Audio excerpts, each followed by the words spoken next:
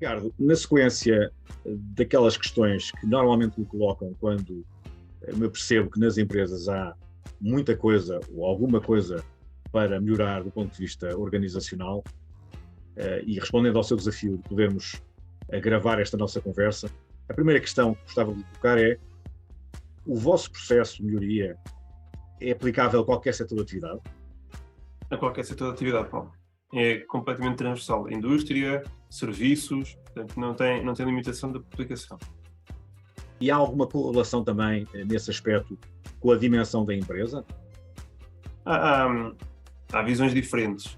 Uma empresa, se for muito pequena, vai ter um esforço maior no início e, portanto, tem mais dificuldade em conseguir ter resultados e em envolver as pessoas, mesmo sendo uma equipa pequena.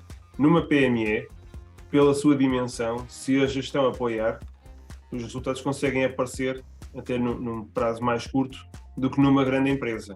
Portanto, aqui já ajuda um bocadinho a ver uma empresa com alguma dimensão, quer em termos de número de pessoas, quer em termos de pensamento. Numa grande empresa, normalmente é mais fácil e mais rápido ter resultados mais rápidos, há um apoio maior e, portanto, até há um interesse maior, e normalmente são estruturas que já estão alerta e que já estão com espaço de pensamento para a aplicação.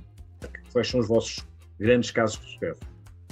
Temos casos de sucesso de empresas até centenárias em que o foco começou por criar na administração a visão de médio e longo prazo e a seguir capacitar as pessoas. Temos empresa de transformação onde, pela simples análise do processo, o cliente numa ação pagou o projeto todo.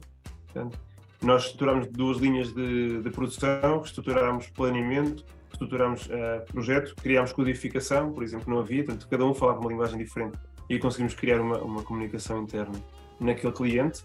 E, portanto, é um cliente que neste momento está em curso com as ferramentas que lhes deixámos.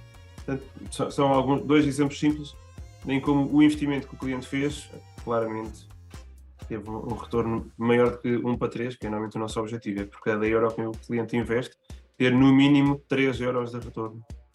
Que tipo de retorno é que as empresas podem esperar ter, então? Primeiro, ter pessoas pensantes e tento passar a ter mais pessoas que efetivamente conhecem o processo, atuam sobre ele e conseguem ver o que está a acontecer, não simplesmente serem executantes. E este é um retorno que não é mensurável diretamente. Num segundo momento, conseguem ter processos mais fluidos, portanto mais leves, e com isto reduzir quer custos, quer a necessidade de investimento. Quando nós falamos de investimento, há sistematicamente situações onde o investimento é redundante dentro das organizações, porque ou já havia os recursos, ou já havia a capacidade, nós temos a subcontratar, passamos a ter muito mais fluidez. E estes são alguns dos ganhos imediatos que se tem.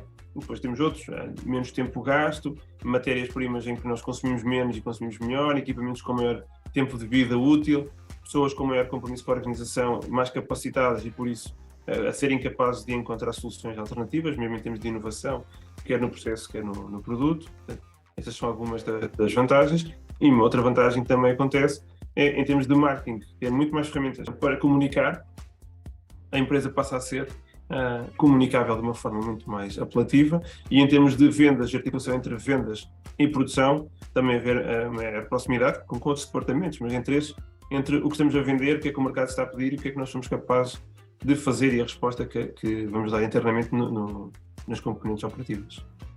Mas na componente mensurável do retorno, habitualmente considera-se razoável ou bom um período de recuperação de investimento de quanto tempo? Se nós formos puramente financeiros, ao final do ano, um financeiro quer ter o retorno. O grande retorno acontece no segundo, terceiro ano, de acordo com a dimensão da empresa. Mas no primeiro ano, o investimento efetivo, digamos em euros, já está pago. Portanto, no pior cenário, naquele ano, aquele projeto está pago. Então isso significa que ao fim do primeiro ano existe um payback, sim, mas depois, em função da forma como as coisas forem geridas, isso pode ser exponencial ou não. Sim. Aliás, durante o próprio projeto, sendo um primeiro projeto, o retorno vai sendo calculado e no final do projeto é apresentado ao cliente qual é o retorno que ele já teve de acordo com os dados que foram recolhidos. Normalmente aí, a partir do projeto está pago, mas se houver investimento, ou seja, se houver novos equipamentos ou alteração significativa de layouts, aí vai ser um bocadinho maior. Mas ele fica com isso assegurado ao lado dele.